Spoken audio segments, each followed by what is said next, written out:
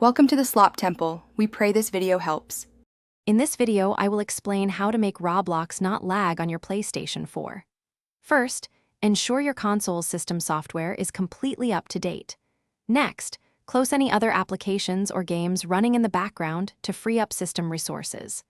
Finally, verify your internet connection's speed and stability, as a slow connection is often a major cause of lag. These initial steps are crucial for a smoother gaming experience. To further optimize your experience, consider using a wired Ethernet connection. This provides a more stable and faster connection compared to Wi-Fi, reducing latency significantly. If Wi-Fi is your only option, try moving your router closer to your PlayStation 4 console.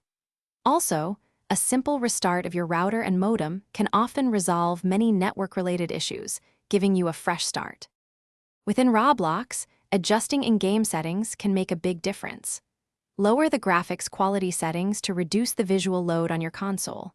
Also, decrease the render distance, which limits the number of objects your PlayStation 4 needs to process at any given time. Regularly clearing your console's cache can also help, as it removes temporary files that might be slowing things down.